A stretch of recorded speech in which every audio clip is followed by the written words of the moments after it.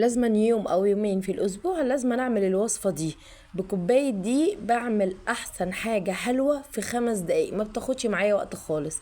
اول حاجة هنسمي بالله ونصلي على الرسول ونبتدي. هنجيب معانا كوباية من الدقيق، هننزل عليهم برشة من الفانيليا. انا عايزة بطعم الفانيليا، فانا مزودة الفانيليا شوية. وهنزل بمعلقتين سكر صغيرين وعليهم نص معلقة من العسل، اي عسل موجود عندك. انا حاطه عسل نحل، لكن لو ما عندكيش ما تحطيش.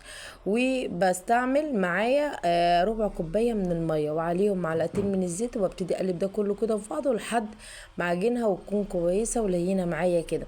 وبعد كده ببتدي ان انا اجيب النشابه وببتدي ان انا افردها واحده واحده لحد ما تخلي السمك بتاعها ولا هو تخين ولا هو رفيع. يعني بيكون السمك بتاعها اتخن من الورقه بحاجه بسيطه. بنبتدي بقى ان احنا نفردها. خلاص فردناها بالنشابه. هقول لكم على اول شكل انا بحب اعمله. اول شكل بجيب اللي هي النقاشه بتاعه الكحك، وببتدي ان انا اعمل بالشكل اللي انتوا شايفينه ده اللي هو الدايري. وبعد كده ببتدي اشيل الزيادات، هنحتاجها زيادات دي برضو اوعي ترميها. هنشيل الكمية اللي احنا عملناها. بسم الله ما شاء الله، انتوا شايفين دي حوالي داخلة في 15 او اكتر من 15 واحدة.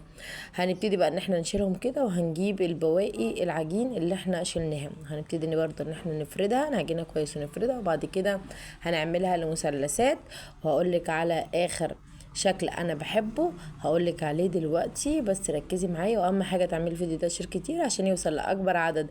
الفيديو سهل وبسيط، مش هياخد معاكي وقت خالص، وهيوفر عليكي فلوسك ومجهود. زي ما انتوا شايفين انا قطعتها المثلثات. بعد كده بقى اروح جايه ايه، جايبه واحده صغنونه كده واعملها زي الكرواسون. عايزه تعمليه كله بالشكل ده حلو، عايزه تشكلي زي ما انت شايفه كده او تشكلي على مزاجك برضو براحتك. العجينه بتروح وتيجي في ايدك، مش هيحصل لها اي حاجه. وبكده بعد ما خلصت الكميه كلها هروح رايحه بقى حاطه شويه زيت حلوين كده.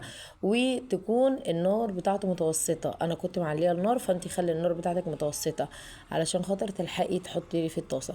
طبعا زي ما انتم شايفين بسم الله ما شاء الله، اول ما بنزل بيها بيتنفخ مره واحده. ماشي. بصي ما اقولكيش على الطعم والحلاوه والريحه بتاعته تحفه. ريحه الفانيليا فيها ريحتها تحفه يا بنات.